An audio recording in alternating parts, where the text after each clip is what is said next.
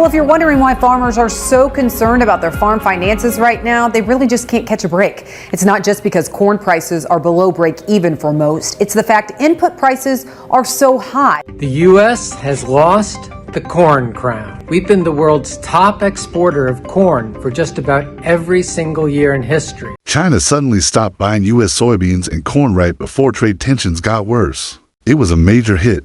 At the same time, the USDA ended local food programs that help Humboldt schools, native communities, seniors, and food banks while also supporting farmers and ranchers. Corn prices have crashed to just $3.50 a bushel, throwing the entire U.S. corn belt into chaos. Over 2 million tons of corn were sent back to New Orleans by importers, turning million-dollar deals into worthless paper overnight. From Iowa to Indiana, farming equipment is still because harvesting would only mean bigger losses. Damaged corn now lies in the fields, rotting in the rain. As U.S. farmers deal with rising debt and broken trust, Canada quietly signs a huge trade deal with Japan, South Korea, and even Europe, winning a silent victory in the global food market. So what caused the sudden fall of U.S. corn in early 2025, while Canada calmly cashes in? Today's video will dig into every crack in America's corn industry and explain how Canada rose to the top of the grain game. Don't forget to subscribe to Deep State and turn on the bells so you don't miss our latest updates on politics and the economy. Tariffs are destroying U.S. corn exports before the corn even leaves the docks. After the White House slapped fees of up to $1.5 million per trip on China-built cargo ships, shipping costs through the Gulf of Mexico jumped by 25%. That added nearly $930 million in extra export expenses across the industry, and things only got worse. Trans-Pacific shipping rates exploded, reaching nearly $5,000 per container in just 2 months. That's double what it cost after COVID. But the biggest shock came from a new pesticide testing fee. On March 14, 2025, the Federal Grain Inspection Service issued Rule 9180.40. raising the fee for pesticide testing from $57 to $81 per sample. That's a 40% increase in just one season. Now, every U.S. corn shipment must pass this test or risk being sent back in the middle of the ocean. Shipping costs kept rising, but corn wasn't moving. A February report showed barge traffic on the Mississippi River was down 16% compared to the 5-year average. Ports in New Orleans were jammed empty, shipping containers were missing, and new paperwork caused more delays. Over 180 vessels were stuck waiting offshore, while corn from Iowa and Indiana sat rotting in storage. Farmers were losing an extra 27 cents per bushel, just waiting for space on a ship. At the same time, global importers started demanding grain that was clean, eco-friendly, and traceable through blockade. In February 2025, Mexico banned GMO corn and gave preference to low-carbon certified grain. Asia and Europe quickly followed. Since 92% of U.S. corn is GMO, it was cut from approved lists. Canada, using its Prairie Trace blockade system, was ready, and it swooped in with billion-dollar deals from Japan, South Korea, and Europe. The effects were immediate. U.S. corn prices dropped to $3.45 per bushel, the lowest since 2016, while Canadian corn held strong at $4.20, boosted by its green-friendly certification. For global buyers, the choice was clear. U.S. corn costs more, takes longer to process, and often fails the new standards.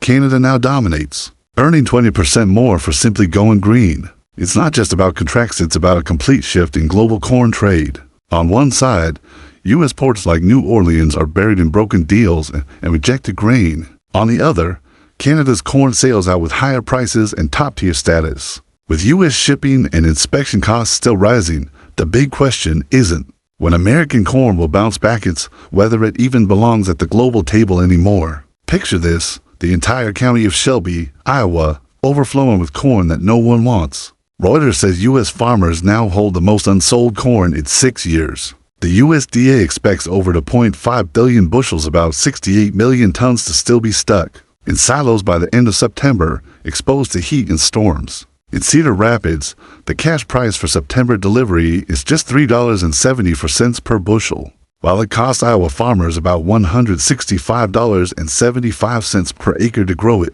That painful gap explains why some farmers are selling off their tractors or working second jobs like Uber to make ends meet. Some families are holding back 90% of their crop, knowing that selling now only deepens their losses. In Indiana, it's not just a financial crisis, it's an economic collapse. The state says its farm economy shrank over 6% in early 2025, one of the worst in the country. As income disappears, rural families are turning to food aid in record numbers. Indiana's food bank says requests for help are up 50% from last year just as new budget cuts threaten to take away 133 million meals. Over in Illinois, another disaster unfolds. For the third year straight, water levels on the Mississippi are so low that cargo ships must carry less weight and make shorter trips.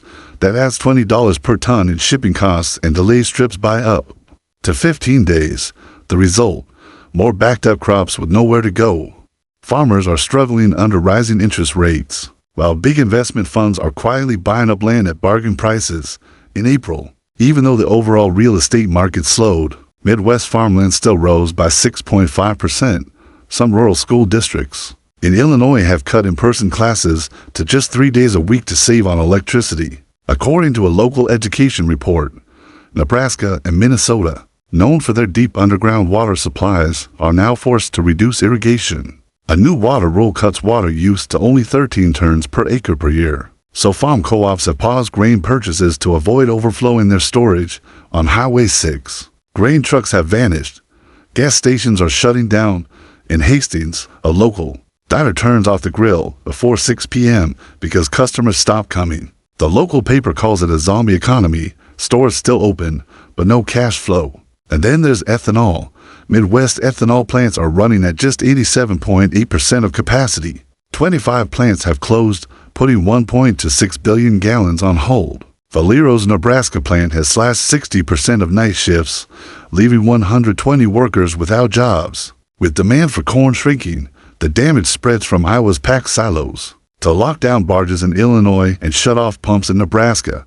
Corn, once a Midwest icon, is now draining the life from the towns that rely on it, while U.S. towns suffer. Canada is calmly securing billion-dollar contracts.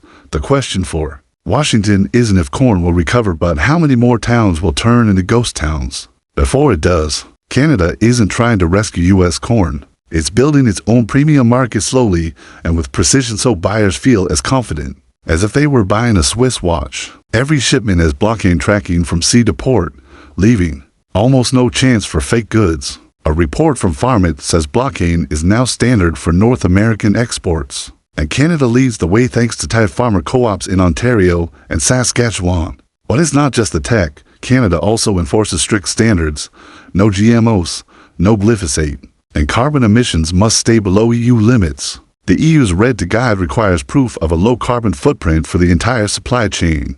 Canada is the first in North America to build a national system for this, which helps their shipments clear EU ports 20 days faster than U.S. grain. The result? Higher prices. Grain farmers of Ontario report premiums of $1.30 to $1.87 per bushel over Chicago. Futures up to 30% more. Even new crop corn sells for at least 18% above U.S. rates. Why? Because Asian buyers aren't just buying corn, they're buying a green reputation. The big boost came in March 2025 when Canada and South Korea signed a deal called the CSKO. It opened the door for organic grain sales. Just 3 weeks after the deal started, Ontario co-ops locked in a 5-year supply contract with a top feed mill group. At the same time, Saskatchewan took advantage of a weak Canadian dollar and the US-EU trade fight to sell non-GMO corn to Japan and the Netherlands. A USDA report from Ottawa confirms exporters are rushing to expand markets because of Washington's steep 25% tariffs. The result? Fall 2025 contracts for the EU are now trading 18% above Chicago prices, levels Midwest farmers can only dream of. Meanwhile, Canada supports its exporters with tools like export credit insurance and covers up to 50% of cold chain costs to keep that carbon-free certification intact. Export Development Canada promotes these perks openly, giving companies confidence to meet stricter standards and avoid having their grain rejected over pesticide residue. And the dominoes continue to fall. The same week Canada signed the CSKO, the U.S. Department of Agriculture reported only 30 grain ships loading in the Gulf, down 14% from last year. Bookings for the next 10 days dropped 17%. Reuters warns that U.S. importers are starting to ship through Vancouver instead because Canada's rail lines reach deep into the Midwest and offer cheap return shipping when containers come back from Asia. In short, the power balance has shifted. Money, ships, and contracts are now moving toward Canada. From QR codes on containers to double-digit price premiums, Canada has created a whole new game and it's winning. When global rules go green, the fast movers don't just survive, they thrive. While U.S. farmers in Iowa are cutting losses and searching Craigslist for buyers, Toronto is racking up new export orders. U.S. corn once ruled global markets, but now, with more and more rejected shipments, the entire U.S. corn belt is flashing red. And as that core crumbles, other key exports like soybeans, beef, and even milk are at risk of falling next.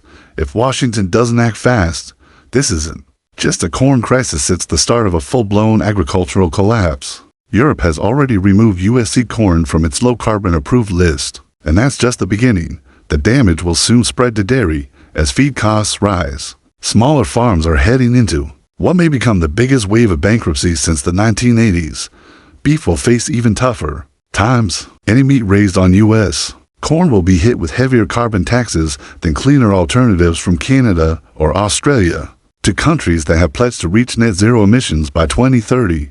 Now, the White House stands at a crossroads. The first option, pull back on protectionist policies, cut tariffs on eco-friendly farming tools, adopt blockchain tracking, and agree to global carbon rules. It's politically costly, but it could bring the U.S. back into fair trade talks and help restore trust in American farm products.